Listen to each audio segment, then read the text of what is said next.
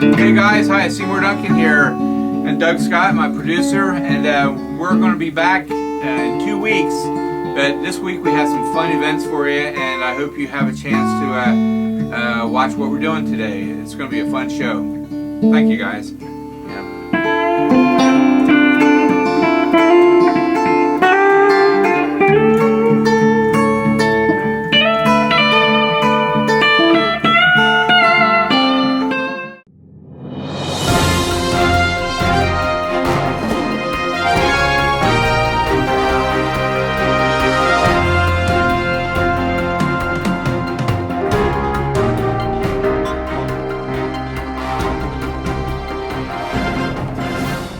Hey, how's it going, guys? This is Scott from Seymour Duncan. I just want to say a quick hello to everyone and fill you in on some current happenings and some, some up-to-date news. In case you don't know me, again, I'm Scott.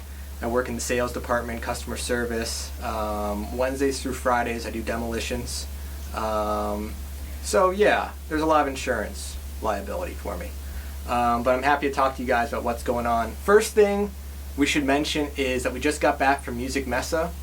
Huge trade show in Frankfurt. It's kind of like the European version of the NAMM show, which happens every January. I didn't personally get to go. There's at least 28 countries I'm not allowed to visit, but some other qualified staff went.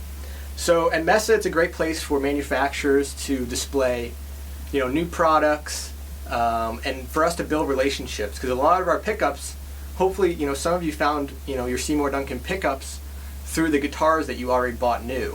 So like Charvel's, Schecter, Jackson's. A lot of those guys are our partners, and they buy our pickups because they love them and they capture the tone that they want their customers to have when they buy the guitars new. So in other news that I want to tell you guys, at Seymour Duncan internally, we have a new captain, and that would be Kathy Duncan. She's taken over CEO duties. For the past few years, she's been doing marketing, and she's still overseeing the marketing department, but now is taking over, everything, all responsibilities. Way more coffee intake, way less sleep. Yeah, and you don't want to make any sudden moves around her. I'll just say that. It's best not to. But lovely lady, really smart, and we're all happy to have her running everything, because she knows the company inside and out. She started with Seymour 36 years ago. I was not born yet, so that makes me feel good and young. My parents probably not even married. Okay, next up in news, Dallas Guitar Show. Believe the 20th through 22nd, Seymour Duncan's going to be representing straight up old school, El Caminos, trunk full of pickups. We have 3 of them. We're going to bring the lime green one. I think that's the one. Anyway, MJ's going to be there. You all know and love MJ. She's small. She's like concentrated orange juice, like very small package, but very powerful, very knowledgeable. The Yoda of pickups, possibly. So anyway, say hi to MJ. She's one of the sweetest ladies known to man, and she's going to be there. If you have any questions about custom shop and your favorite artists that she's ever wound pickups for, she's more than happy to tell you. Just don't ask like recipes. Like, don't ask, hey, what's magnets in this guy's pickup? No, you'll get the who's asking, who wants to know, and it goes downhill from there. Okay, so good news for this week too. The Joe Bonanza custom shop humbucker set's going to be shipping. We've been making these like crazy in the custom shop to get ready for all the orders that we had coming in, and so the fruits of our labor are coming out. So you're going to be seeing them soon. If you already ordered them, they're on their way. If not, just give us a call or give your dealer a call. We can get you a set. They are limited edition, 1,959 sets. Ever. That's it. There's not going to be any more. Excellent pickups. If you look at them, hopefully there's going to be a close-up picture. They are aged. They're made to look like a 1959, humbucker, just like Joe's, which, really weren't beat up that bad. That thing was rubbed with a diaper. It was in really nice shape. Also, the pickups are in this nice little like velvety suede pouch. You can keep stashes of stuff in there, hopefully picks. Anyway, really exciting. Also comes with the velvet bags, the humbucker inside, this cool little USB drive that we did with some backstage footage and the making of the pickup. So it was really, really cool, and we're proud of it. And 1,959 sets ever. That's it. You know what? You should buy two. One, like, just keep like in a Ziploc bag and forget about it for like 20 years. The other one, actually play and rock and all that stuff. So last thing I want to show you guys is this new preloaded pickguard that we have coming out of the custom shop. It's our Texas Hot preloaded pickguard. So this is a set of our Antiquity Texas Hots. So we have the regular neck, reverse wound, reverse polarity middle, and the custom bridge for a little more oomph when you need it. So we're making these just in the custom shop. Prices I don't know offhand, I'm sorry about that, but just call us, call your dealer, they can help you, and they're just amazing. I'm going to play a little bit for you. Keep in mind, when I was a kid, this is no joke, grew up in Pittsburgh, and my guitar teacher called my mother and said, your son needs to stop taking lessons. He won't practice, and I feel like I'm stealing your money. So I'm just going to play a little right now.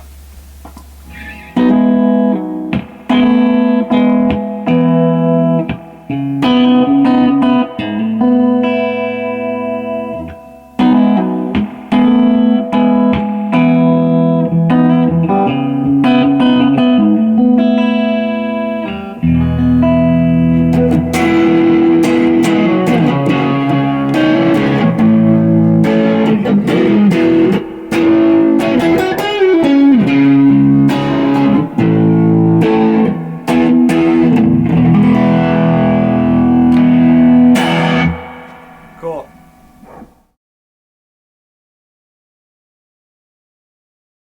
Seymour here, and I'm here with Mr. Bob Bain, who is one of my big heroes, boy, for a long, long time. Ever since Peter Gunn, Bob Bain recorded Peter Gunn with a 53 Telecaster, which is on the cover of the new Vintage Guitar magazine.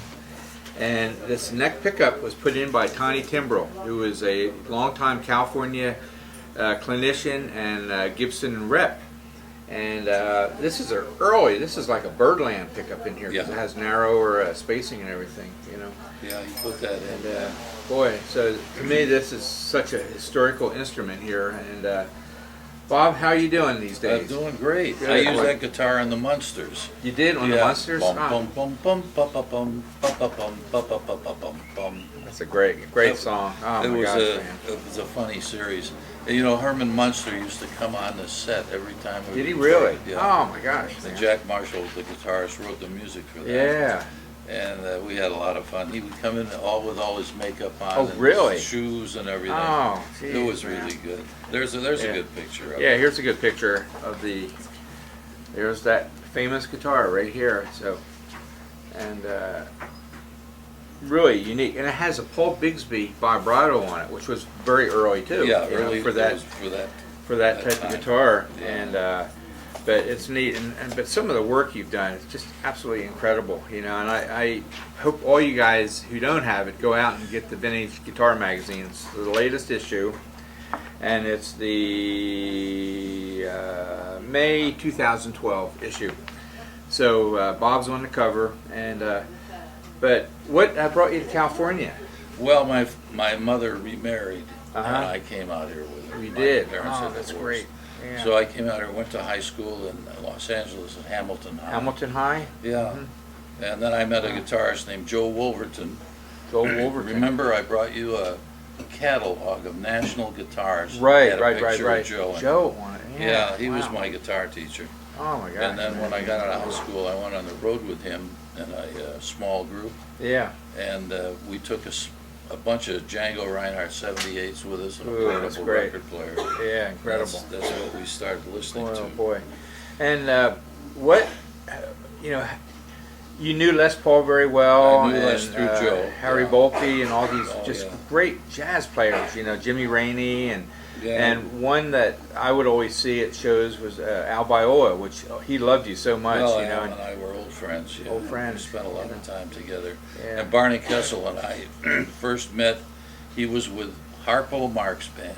Oh, really? Harpo had a traveling band. Wow. And Barney was from Oklahoma. He came out here with a Harpo Marx orchestra. And Harp played the upright, Yeah. harpsichord. Yeah. You know, he was Yeah, fantastic. he was you know. he was a good musician. But now, was Was he dead, or he would never No. talk? No, but that was a gag. That was a guy. Oh, Oh, sure. That yeah, I was didn't just know part about of the that. character. Yeah, that was funny. Anyhow, we met at this rehearsal hall. I was playing with Freddie Slack's band then, who was the Boogie Woogie piano player. Wow. He had the hit record on Cow Cow Boogie. Oh, really? With Ella Mae Morse. Yeah. I recorded that with him.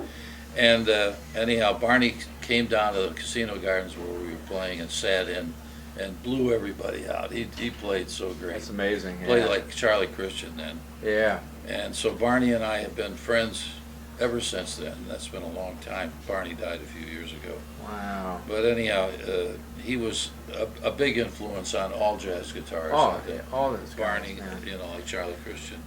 Yeah. Anyhow, I want to say this. I hold in my hand a piece of gold. Oh, yeah. This is a replica of original Charlie Christian pickup, and I'm going to put it in my guitar and replace the one that I have, because this is going to really sound good. And it's the greatest pickup that was ever made for a long time.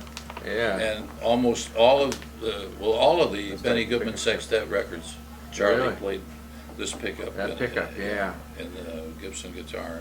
And back then, the amplifiers were pretty small. They had small output transformers, That's so right. the pickups wouldn't hum that much. But nowadays, the amplifiers have so much, workings yeah. in it that it really generates a lot of unwanted You always had to noise, sit about at least 10 feet away from your amp. from your amp. That's to right. try you know? and then if you always had to hold your hand on the strings, Yeah, that's for the because buzz. the A string especially would just start to. Was oscillate Feedback. Yeah. Oh, that's bad. Yeah. Oh yeah, but the guitar was Yeah. so great. You learned to play it, keeping your hand on all the strings at all times. If you Yeah. could, so that it Well, didn't get who feedback. invented the that capo kind of thing that went over the top of the? Well, that was nut? Van Epps. Was that George George, Van Epps? yeah, the George Van damper. Epps, the damper, yeah. Yeah, in fact, I've got a damper on a guitar here.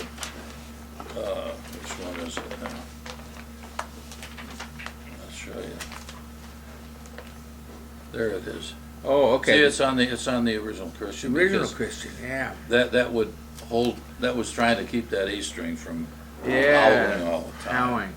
Yeah. Yeah, it's you can't see it, but if you get the magazine, it's picture number 2 here, and that's the George Van Epps string damper, and they would flop it over, Flop it over, then And you it could would- kick it up if you wanted to play Yeah. open string. and it would just lightly. It wouldn't act as a fret, or it wouldn't be a capo, but it No, would just it wouldn't mute. make it the would string change tone. Yeah, it it wouldn't just change muted the string, just so the it wouldn't vibration on it, feedback. which is very Yeah. clever for back Oh then yeah, too. it was, you and know. it's a great thing if you have Yeah. one. And George Van Epps was one of the first guys that I heard about when I started understanding guitar. Had a 7-string guitar. Yeah, George was And the original 7-string String player. He had one made by Gretsch. Gretsch for him. Guitar Yeah. Company. That's right. That's right.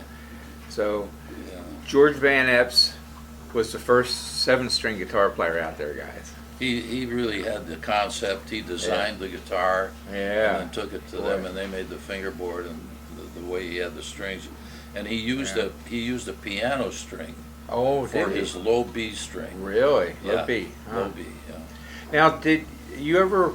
Well, you have the old Fender that you played, but did you ever play like any Gretches? or No, any stuff I like always that? always through played the years? Gibsons and Fenders when I played the guitars. I had Yeah. an Epiphone once that An I liked. Epiphone? Yeah. Yeah, but I seemed to like I had an L5 rhythm guitar, I had an L12 rhythm guitar, Wow, and an really? L7. Really? Yeah, and I liked all of those, but I finally settled on the one L5 Yeah. that I said belonged to Frank Victor. Frank Victor. So Yeah. that was Boy. back in '35 that he played that. Boy, oh boy, that's Yeah. incredible.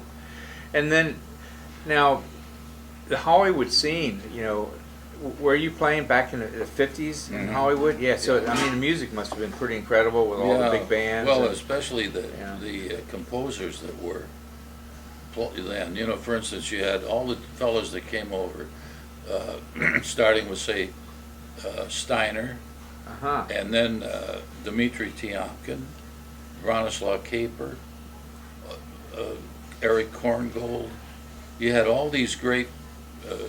A lot of them were Germans that left Germany Wow. when Hitler began to Oh, get boy. popular, and they came to Hollywood. So we had these great composers we worked for. And then later on, Andre Previn and people like that Yeah, were in that's the great. scene. Oh boy. And actually, Andre Previn is responsible for getting me into the studios. I was in his trio, Jeez. just great. bass, guitar, and piano. Wow. And he had a couple of cues. He was only 18 then, but he was writing for MGM. Yeah, that's great. And he wrote a couple of cues for electric guitar, and I played them. And John Green was the musical director. And he said, "Hey, come on, let's work together." Oh, And man. So I started working at MGM. Now, did you? I'm sure, like some of the sessions you did, you maybe had like 2 or 3 other guitar Oh, players sometimes working 4, with you. yeah. Really? Yeah, And, usually the guitarist I worked the most with Al Hendrickson, Al a Hendrickson. great guitarist. Yeah. Tony Rizzi, Tony Rizzi. and then Tommy Tedesco came Tommy out Tedesco. from Buffalo, Wow. and there was a lot of good players. Then Howard Roberts came up from Phoenix. Oh, he was And in Phoenix. Howard right. was such a great jazz player, but he Yeah. was a very good reader, and he could play Van Epp style. Really? Yeah, he Oh, was that's incredible. really Yeah. great at that. And Tony Rizzi was there, and there were just a lot of good players. And then Mitch Holder, Tim May, and just Bill Pittman. There were so many guitarists that came out, and Jim Fox. But in the early days, Al Hendrickson and I and Al Viola Yeah. were before us there was a fellow named George Smith who was a great guitarist. Oh, okay. Yeah. Yeah. I think I And heard, he was one of the first. He and George Van Epps, and then Al and I kind of became doing a lot of work, and then different guitars. But it wasn't unusual to have 4 guitars on one. Yeah, tape. that's incredible. Yeah. You know. Pete Rugolo used to write a lot for 4 guitars. Yeah. And when I grew up in the late 50s and early 60s, and for me it was like hearing Dwayne Eddy, and when I first heard him do Peter Gunn, I mean that he was on American Bandstand, and he was this young guitar player, and he was playing a Gretsch, but he played the song that you had done, which is absolutely pretty amazing. Yeah, well, the Mancini record was Yeah. really a groundbreaker for Boy. television music. Boy, it sure because was. Yeah. It started the jazz idiom into TV, really. Yeah. And it really, I mean, it started that guitar line that was in, like Bonanza and all the. Yeah, I played that on Bonanza, The Western the songs. original. Yeah, that's incredible. That was a good thing. Dave Rose, who was called to write the theme for Dave Bonanza. Rose. Wow. Yeah. And he said, "Well, I've got this theme." He said, "What should we do with it? They want a Western sound, but I don't want it too much." So I said, "Well, let's use 2 electrics and 2 acoustics." Ooh, that's great. And then I said, "Why don't we get Lorendo Almeida, just in case somebody says I'd like something kind of a classical sound." Yeah. Boy. So we had myself, Al Hendrickson, Tommy Tedesco, I think Dennis Budimir or Bill Pittman, and then Alan Roos also was another one of the guitarists Wow, in the that's studio. incredible. Yeah. And then Lorendo, and we recorded that, and it was 2 electrics playing the melody and 2 acoustics playing the That's great. melody. That's great. That was the you know. original theme. Yeah. Wow, that's great. I mean, and it's great too that you kept such a memoir of all most of the stuff you did, and it's so hard to remember like all your sessions, and I'm sure you did things that like were never released and stuff. That happens all the time to guitar players. And somebody will put it out like on a compilation record maybe 10 years later and everything. But now with the digital age and like iTunes and stuff like that, I mean, there's so much of your stuff available out there. Well, it's amazing what You know. you'll find on YouTube that you didn't it's even know incredible. anybody knew about. Yeah, exactly. That's what's amazing about YouTube. Yeah, and I remember talking to like Neil Levang, who used to be on the Lawrence Welk show with Buddy Merrill and stuff, and they would always talk about you, about how Bob Bain was such an influence because you were. You didn't have the videos out to show how you play the songs and stuff. You were just making your own stuff up, and you had such an instinctive way of playing. And you did it. It was incredible. You there was a influenced lot so of- many people. It's incredible. Yeah, You that's think what about it. I've been told. Yeah. Yeah, well, it was lucky. Your timing is everything. You just Yeah. happened to be there and Yeah. work for the right people. Oh boy. And in fact, Tiny Timbro recommended me to Warner Brothers to play on a picture called Baby Doll, which Baby was Doll. Yeah. kind of was Kazan's picture. Uh-huh. And I just played some blues electric guitar kind of on the Fender. Yeah. And that was Heindorf. That's all he needed to hear. He Really? said, "Your first chair from now on." You know? Oh, that's great. This is yeah. how that That's happened. And that's Tiny so neat. recommended me, and he was working there. Really? Yeah, Too? he was Oh working. man, Tiny was a great guy, Oh, and Tiny again too was he worked for Gibson, and Yeah, he I was used a to see- rep. He was a rep. Later, I mean, he was in the early catalogs during the '60s That's and everything, right. you know, and You know, he would go into I went with him when he went around to visit the dealers, the fellas with music stores. And he would go in and he didn't even have a notepad, he had like a match, package Oh, of you're matches, and kidding. he'd write down 2 Les Pauls. oh, you're Do kidding, this, man. you know, write it, that was Oh, his notebook. that's incredible. But yeah. it was great, he took care of everybody. Yeah. He was great to the guitars, if you needed something, you went to Tiny. Yeah, that's And great. He would get it from Kalamazoo, no matter what you wanted, Boy. he could find it for you. Wow, that's great. You know, yeah, he was pretty popular around here in Santa Barbara and everything. And I'd see him here, and always at the NAMM show, he'd always come Oh, up yeah, and he was always there. say hi.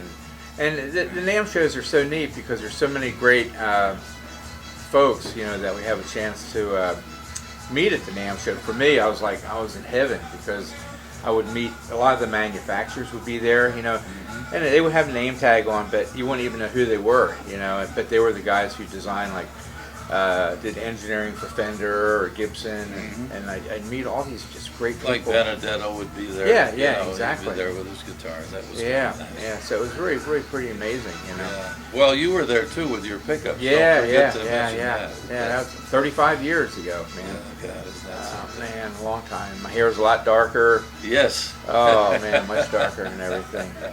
Anyway, we're going to stop for a bit. We'll be back in a little bit here. See you guys.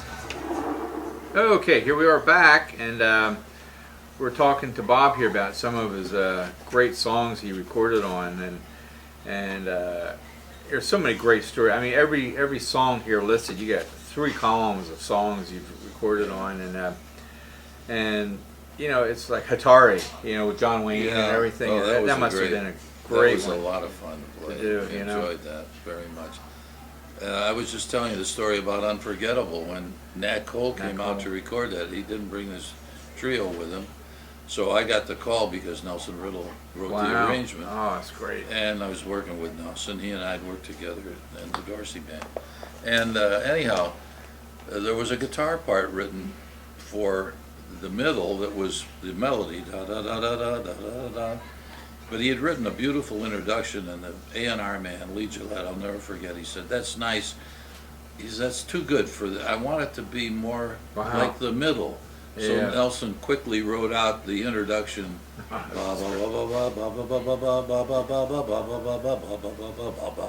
then that came in. Wow. Unforgettable, you know, yeah. Yeah. But that record was really a fun record to make because it was such a good song, and the record's still popular. You know. Oh my God! And then when his Well, daughter his daughter did it, you know, did the harmony, you know. And Dennis Budimir played on that tape. Oh You know really? Dennis, Dennis, yeah. Yeah, Oh Dennis boy. played that. Now, like even on the Ozzie and Harriet shows and Laverne and Shirley, I mean, these are the ones so many people out there would know. And I'll tell you about the Ozzie and Harriet show. The fellow that wrote that his name was Buzz Adlam. He knew how to write for guitar. Oh really? He wrote everything out Yeah. with notes, no chord symbols. Oh really? Everything was written kind of like a piano. Yeah. Boom, boom, boom, all written out with notes and chords. That's cool. So you had to Oh, really man. skull the parts I bet you when did, he yeah. wrote it. Yeah. Yeah. And he knew what he wanted. Oh, that's incredible, boy. Because so many guys today just pretty much improvise. You know, Well, they that's go what out and write. and But that's what the arranger now or the leader knows the way the guy plays, and Really? they Yeah. want him to play what he does. what he does. Yeah, So you that's give good. him- That's him- good. That's good. Yeah, that's That's a good really way neat, to do yeah. it. Because you watch, like some of these American Idols and everything, they have a great band behind them working with everybody, Yeah. which is pretty neat. You know, and the guitar players, I mean, he's just standing there. He doesn't have sheet music in front of him, and he's just sort of playing along, which is Well, really I know great, the you way that they do Dancing with the Stars, there's a lot of Yeah. things that are ad-lib. Yeah. Because they have such a good band. They got excellent that's players good, in boy. the band. What was your? I mean, there's so many here. Batman. I mean, that's incredible. Oh, there, that was Neil Hefti wrote that. Neil theme. Hefti. Yeah. Wow, jeez. Yeah, I mean- and it was so simple to play. Herb Ellis and I did that show. Did you together. really? It was two Herbie? guitars, yeah. Aw. Ba ba ba ba ba ba ba ba. That was all there was in that. Oh, baby. Batman. That's incredible. Yeah. And Dr. Doolittle. I mean, Dr. Zhivago. Dr. My- Zhivago was an interesting pick. I'll Yeah. tell you a good story on that. Maurice Jarre was the composer, Mm. and it was done at MGM on the big stage with big orchestra.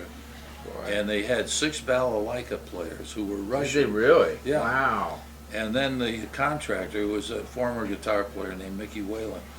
He called Al Henriksen and myself and said, "Do you guys have balalaikas?" I had one. And Al got a hold of one. I said, "Yeah." And he said, I want you here just in case. Wow. It's So incredible. we were Yeah. sitting in the back. The first 6 balalaika players sat in Yeah. the front. And Maurice gave a downbeat and nobody came in. And he looked at them. They only spoke Russian. So they moved us in front. And so I played first balalaika.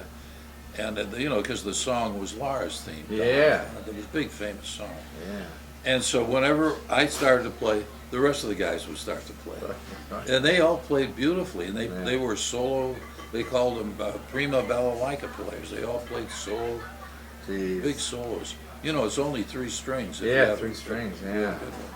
Anyhow, whenever I'd start to play, they'd follow in, and it worked out fine. Oh, that's incredible. Yeah. And they had these big, Yeah. thick picks. Oh, and did they really? tremolo like this with their whole arm. Yeah. But Yeah. the effect was what they Incredible. wanted. Now, did you ever do any like old radio show themes or Oh music? yeah, sure. I don't know what. Well, I yeah, did yeah. a lot of the shows. Like I played on the Judy Canova show, the Dennis Day show. I worked the Jack Benny show, and those shows, though, the band was almost strictly, we were just over here, and they do the radio show over here. So you Yeah. really weren't you weren't hardly seen by the Right. audience. Yeah. You were just the music. Huh. But it was important to the show because they always had, yeah. like on the Benny show, Dennis Day always Dennis sang a Day. solo. That's right. Yeah. And the Judy Canova show, she always sang a song. Oh boy. So there was a lot to play for guitar as a rule. Yeah. And on the Bing Crosby show, Perry Botkin was the guitarist. Perry always accompanied Bing on something. Really? Wow, that's great. But there's so many, and I just really want to thank you for coming here. I want to be going through all these songs again and seeing how many I can remember too. And, Yeah, well, and, it's a pleasure to come and see your Oh, wonderful gosh. layout here. What and a lot of your nice stuff's place. on, you were saying earlier, on YouTube. So Yeah, it some of is. the music you can find it on YouTube, and somebody will at least have the record or the TV show recording of it, and you'll be able to hear so many of these great songs that Bob had worked on. And, There's a thing on YouTube that I hadn't seen. I remember doing this show. It was on when I was doing the Tonight Show with Doc Severinsen. And Beverly Sills came in one day and she was going to sing a song, and she was tired and said, "Well, if I do anything, I just want to do it with guitar, but I don't want to rehearse." Oh boy. And so Doc just looked at me and he said, "You got it if she decides to sing." Yeah. So she was sitting on the panel, and Johnny said, "Would you just give one song, just one song?" She said, "All right." She just looked at me and said, "You know Estrella and F, don't you?" Boom, and I played it with the first, Wow. only time we played it Oh was my that. gosh, yeah. But it pretty came incredible. out very good, and that's on YouTube. Wow, I that's don't know incredible. Yeah. where they found it. but Yeah, that's there's a on lot of YouTube. just great stuff. I mean, I'm Yeah. always up late at night, have my iPad, and I can watch it and lay in the bed there, which is so neat. Yeah. But again, this is Mr. Bob Bain, such a well-known, famous guitar player, and if you haven't seen him before, you've heard him. I guarantee it. And but I really appreciate seeing all your guitars and having a chance to meet with you. And Rick Gold did some great photography with you and stuff. Yeah, and that was good. and we got a lot of good friends out there, and it's so neat. And I really appreciate you coming up today. Okay, well, Thank you thank there, you, Bob. Seymour. Thank you, sir. Keep on picking. Thank you.